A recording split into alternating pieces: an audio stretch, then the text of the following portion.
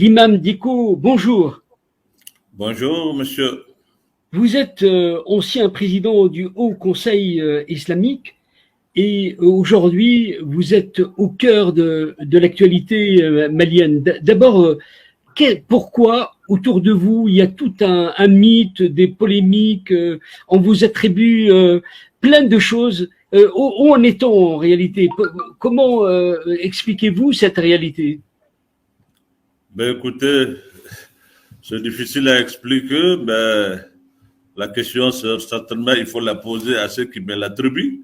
Moi, je suis effectivement l'ancien président du Haut Conseil islamique du Mali. Aujourd'hui, je suis là, j'ai un centre qui doit œuvrer dans le cadre de la paix et le vivre ensemble. J'essaie vraiment de jouer ma partition parce qu'avant d'être imam, je suis d'abord un citoyen malien. Et le sort de mon pays me préoccupe.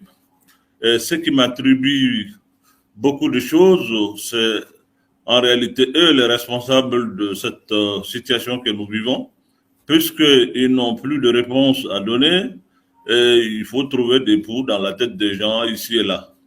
Je crois que c'est des détails et c'est une façon aussi de nous distraire. Et moi, ça ne me distrait pas. Oui. Impasse, blocage politique, crise.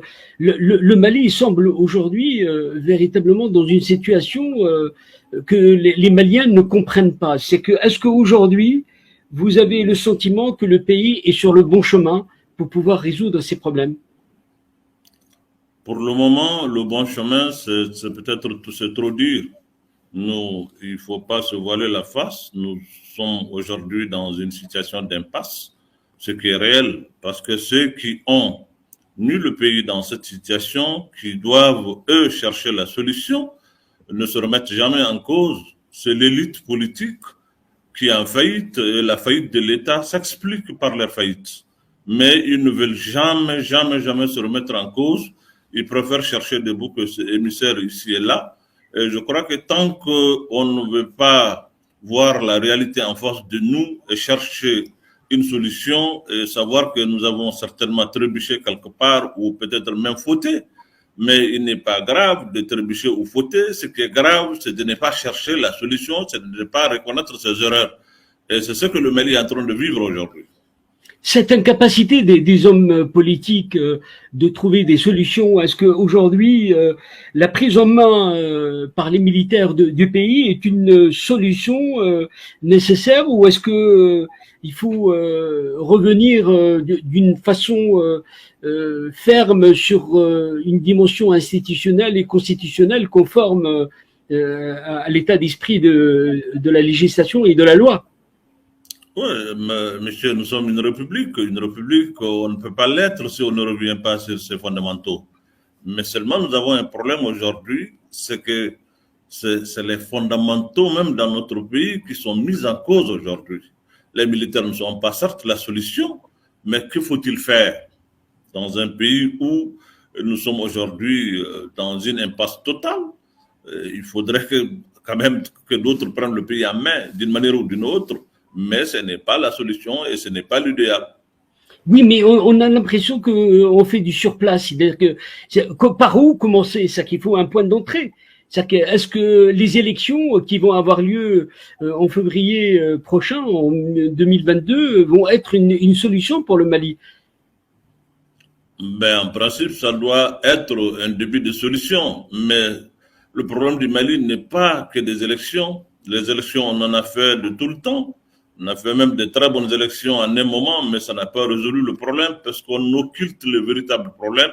On fait du fuite en avant et ça ne marchera pas. Malheureusement, la communauté internationale ne prend pas le temps de nous comprendre et on nous juge sur des préjugés, sur des choses, on calque notre situation sur d'autres pays. Nous sommes aujourd'hui face à une situation où c'est la nation et l'existence de la nation même qui est en cause.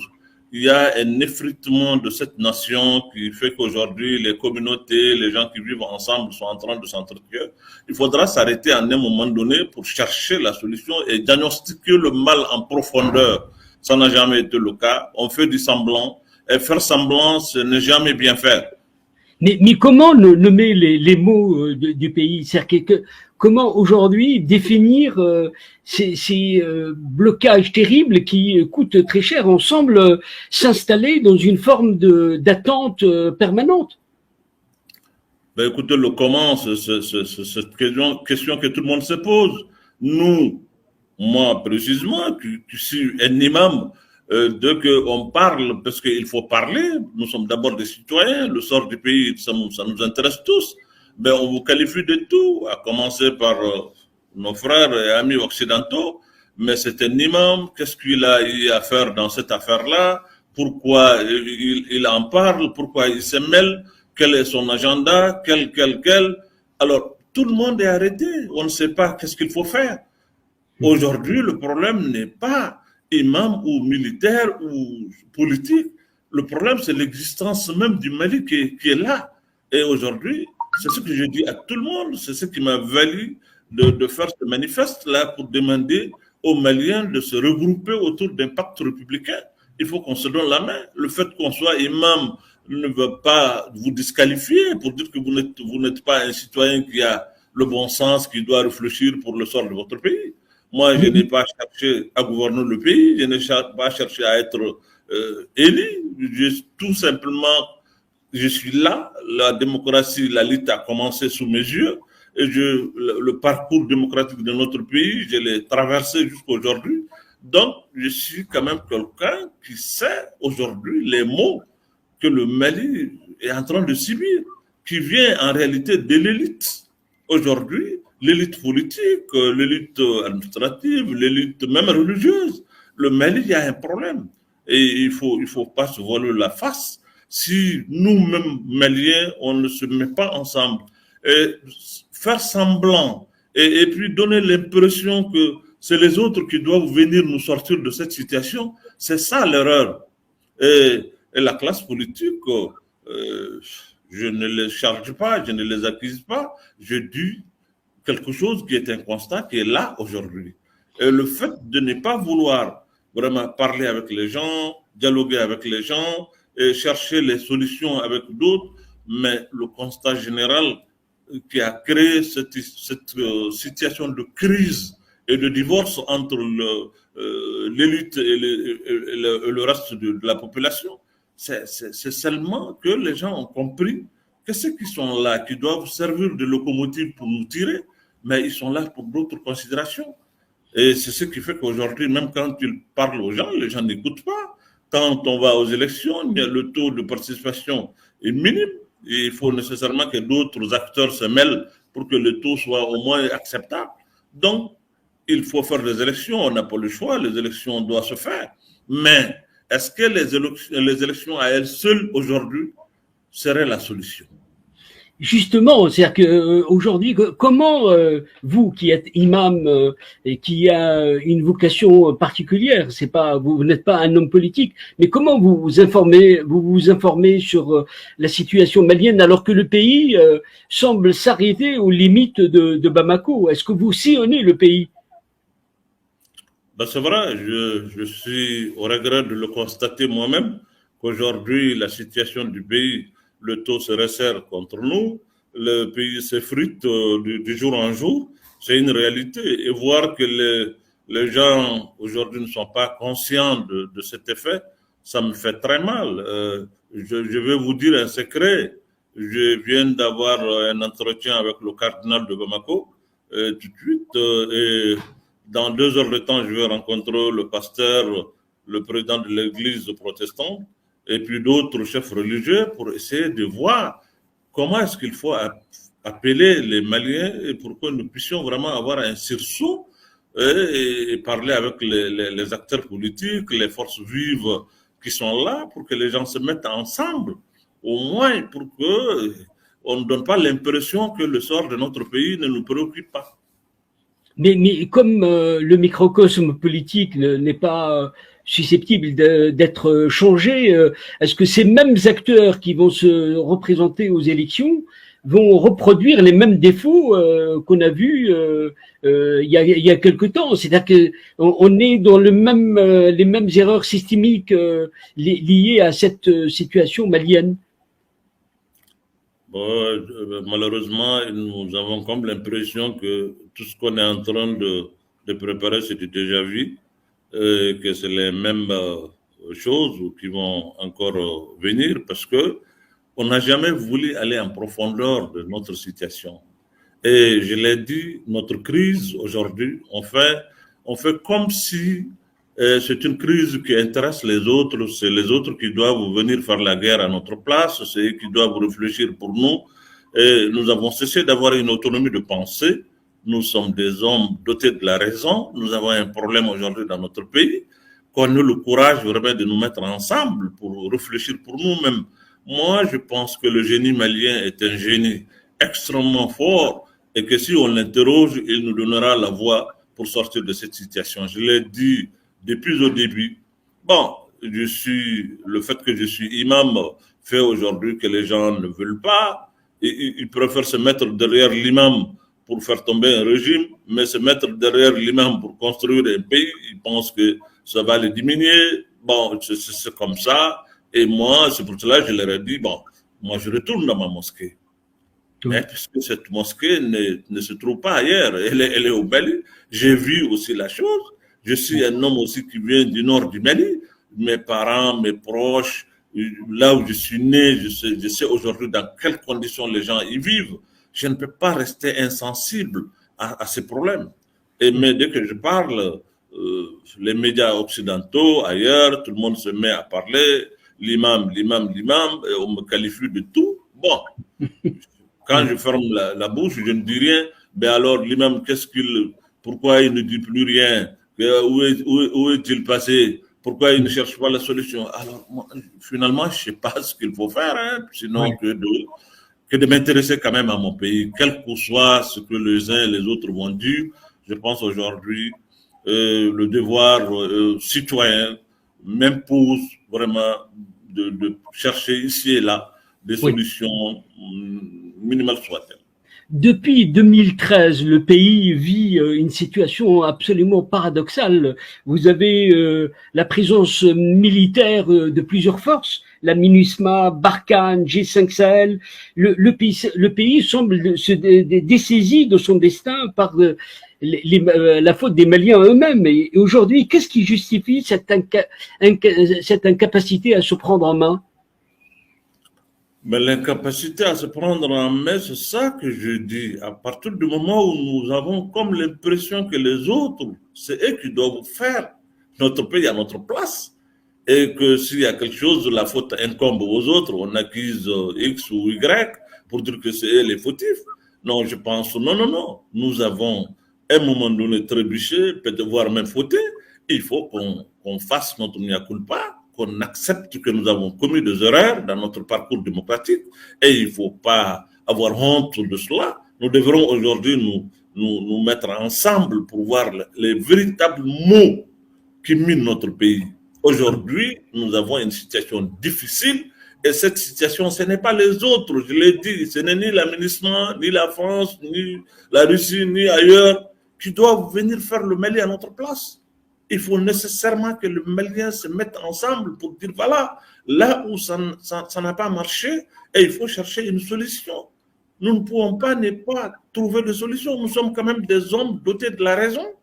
Ceux qui sont là sur le terrain, je l'ai dit à un moment donné, pour dire que c'est des hommes comme nous, ce n'est pas des extraterrestres. Si vraiment, il faut leur parler pour qu'on trouve une solution et que le peuple se mette ensemble. Oui. Comme un seul homme. Nous allons leur parler, s'ils ne veulent pas entendre raison, le peuple dans son ensemble va résister. C'est nous qui pouvons résister parce qu'il s'agit de notre guerre. Ce n'est pas la guerre de celui qui est ailleurs. Et tant qu'on ne met pas ça dans la tête des gens, on ne trouvera pas de solution. Le feu semble comme un feu de brousse qui est en train d'avancer et dévaster le pays. Aujourd'hui, les groupes djihadistes sont en train de tuer et font des massacres de masse. Vous qui êtes un homme de religion, que faut-il faire devant cette dérive sectaire de l'islam? Mais c'est une dérive regrettable parce que personne ne doit ôter la vie à quelqu'un au motif que tu es en train de parler de religion. Non. La religion est venue pour préserver la vie, ce n'est pas pour ôter la vie des gens. C'est clair. Mais nous avons affaire à des jeunes gens qui n'ont ni l'expérience, ni l'intelligence, ni le savoir. Ils ont besoin qu'on leur parle pour leur dire, vous êtes en train de faire de la dérive. Mais si les uns et les autres refusent même qu'on fasse une tentative de parler, nous sommes allés jusqu'à dire, parler ne veut pas dire aller parler à ceux qui ont les armes seulement. Mais encore faut-il distinguer les niveaux de djihadistes. Il y a des djihadistes radicaux complètement intransigeants. Et comment distinguer les bons et les mauvais? On peut distinguer notre situation à une situation particulière. Nous avons des spécificités qui ne se trouvent pas ailleurs. C'est-à-dire? Aujourd'hui, quand vous prenez le delta central, vous avez des djihadistes qui ont des parents sur place, qui ont des responsables, des gens qui le respectent, qui sont les chefs communautaires, les chefs religieux, les chefs coutumiers, qui, en réalité, que ces gens-là sont en train d'instrumentaliser en légitimant ces gens-là, en rendant la légitimité à ces légitimités traditionnelles. Ça fait aujourd'hui que ça devient leur allié. Et moi, je dis, c'est ça qui a été notre erreur. C'est d'abandonner les légitimités traditionnelles, les pouvoirs coutumiers, les chefs religieux, les abandonner au sort de ces gens-là qui est en train de les utiliser aujourd'hui. Parce que ceux qui prennent les villages et autres là, ce n'est pas les djihadistes qui administrent là-bas. Non, ils prennent ça, mais ils confient ça aux légitimités traditionnelles et ils se mettent à l'écart. Et ça, il ne faut pas accepter que ces gens-là nous reprennent les légitimités traditionnelles pour en faire des alliés. Il faut qu'on parle avec nos légitimités, nos chefs coutumiers, nos chefs traditionnels, parce que c'est dans cet environnement que ces gens-là, ils recrutent. C'est quand ils ont la sympathie de ces gens-là, ils se sentiront toujours forts et légitimes. Il ne faut pas leur donner ça. Il faut parler avec ces légitimités. Il faut reprendre ces légitimités au compte de l'État. Voilà ce que nous avons dit qui n'a pas été compris jusqu'à aujourd'hui. Mais vous semblez bien confirmer que l'État n'est plus présent. C'est que aujourd'hui ce vide est rempli par des gens qui font tout et font régner la loi. Mais ça aussi, c'est un vrai problème. C'est que comment occuper le terrain avec les idées que vous défendez? Mais en réalité, on peut occuper le terrain parce que je l'ai dit, ces gens-là, eux-mêmes physiquement, ne sont pas sur le terrain. Dès qu'ils occupent, ils arrivent vraiment à trouver un village dans lequel il n'y a pas l'administration, il n'y a pas le trace de l'État, ils réinvestissent là-bas, mais en confiant la gestion aux légitimités traditionnelles. Et ces légitimités qui souvent ont été lésées par l'administration ou en tout cas frustrées, ils réhabilitent ces légitimités pour leur confier la gestion de leur terroir. Ça leur fait des alliés. Et maintenant, c'est ça qu'il faut réinvestir pour dire à ces légitimités que l'avenir n'est pas dans ça. Ils peuvent aujourd'hui être des alliés à eux, mais à long terme, ça va nous conduire dans une situation qui est une situation sans lendemain. Mais ils ont besoin de gens pour leur dire. Si on ne parle pas avec eux. Oui. Êtes-vous optimiste dans une situation où l'urgence des solutions à trouver avec cette exigence que ces solutions prennent du temps? Vous le dites, pour occuper le terrain, il faut peut-être des années. Donc comment concilier entre cette urgence et les solutions qui demandent du temps pour se mettre en place? C'est quand même un dilemme, non? Ben, écoutez, c'est vrai que les solutions, il faut d'abord les essayer. Nous sommes sûrs que si aujourd'hui l'État ou les partenaires ou les autres nous font confiance, nous pouvons aujourd'hui et certainement parler avec des gens qui peuvent influer dans ces choses-là pour au moins avoir de la calmie. Oui. On ne peut pas prétendre que dès qu'on va parler ou bien on va essayer, ça va finir. Non, mais on peut trouver vraiment un mécanisme qui nous permet vraiment d'apaiser, de trouver de la calmie, et pour au moins que l'État souffle un peu. parce que c'est harcèlement qui existe aujourd'hui, avec l'armée qui est harcelée tout le temps, ça finit par céder, et ça, ce n'est pas une bonne chose, ça n'annonce pas de bons lendemains. La France est venue depuis 2013 secourir la situation. Aujourd'hui, elle est totalement rejetée et contestée. C'est que comment aujourd'hui trouver le bon milieu entre cette présence et les exigences des Maliens? Oui, la France est un pays qui connaît le Mali, qui a des liens historiques, stratégiques avec le Mali que personne ne peut nier. Il faut avoir de la myopie politique pour penser que, bon, nous, avec la France, ça en est fini, c'est trop facile et c'est léger, ce n'est pas une réalité. Il faut se convaincre que ce n'est pas la bonne manière de voir les choses. Je pense que la France, d'abord, est un allié stratégique et historique avec lequel nous devrons partager beaucoup de choses, parce que nous ne pouvons pas ne pas les partager avec eux. C'est l'histoire qui a voulu que ça soit ainsi, et il faut voir ça en face, c'est une réalité. Maintenant, la France aussi, à son tour, doit savoir que le Mali est un pays qui évolue. Depuis 60 ans, nous évoluons. Les gens ont une façon de voir les choses. Il ne faut pas penser qu'on est imam, on n'est pas doté de la raison, on ne doit pas parler de son pays, il faut le rejeter, il faut non, il ne faut pas avoir affaire avec ces islamistes, etc., etc. Cette façon de faire, pour qui infantilise un peu un pays, ce n'est pas une bonne chose. Les Maliens se sentent un peu sous-estimés et agressés dans leur chair. Et nous sommes des alliés, il faut que la France nous prenne comme des alliés. Mais quand la France dicte et donne des ordres, parle, sans même consulter le peuple malien, ça fait mal. Ce qui est discuté aujourd'hui, c'est l'accord de défense. Mais l'accord de défense, c'est un outil stratégique entre le Mali et la France. C'est connu, c'est réel. Nous ne pouvons pas aujourd'hui nous passer de certaines choses, c'est vrai. Mais ça doit se discuter, ça doit être accepté. Les parlements doivent vraiment dire leurs mots là-dessus pour que le peuple se sente concerné. Mais quand les choses se font en catimini, avec une certaine élite qui est là, ou bien les princes du jour, le peuple dans son ensemble n'a pas de rapport avec ça, on a l'impression que c'est vraiment, c'est pas un partenariat, mais c'est un dictat. Et ça, le peuple est hostile à cela. À ce 21e siècle, on ne peut pas continuer à traiter les peuples de cette manière. Il faut que la France accepte qu'on ne peut pas traiter les peuples de cette manière aujourd'hui. Oui. On ne peut pas demander aux gens d'être des démocrates, d'être des gens éveillés, des gens éduqués, et vouloir aussi les infantiliser. Ce n'est pas possible. Il faut que la France nous respecte comme on doit respecter la France.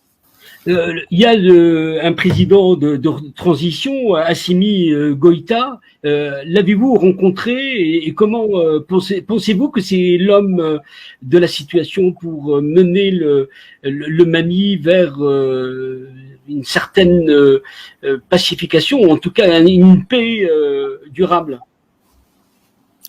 Écoutez, je peux vous affirmer que depuis qu'il est président confirmé comme étant le président de la transition, je ne l'ai pas encore rencontré. Pas encore. Je ne l'ai pas rencontré encore. Il est enfant de ce pays. Je le crois. Il pense réellement qu'il peut faire quelque chose. Et pourquoi ne pas le croire? Il y a une question qui interpelle plein de gens, qui n'est pas directement liée au Mali, mais la situation en Afghanistan. Est-ce que beaucoup ont fait la comparaison Mali, Afghanistan, État failli?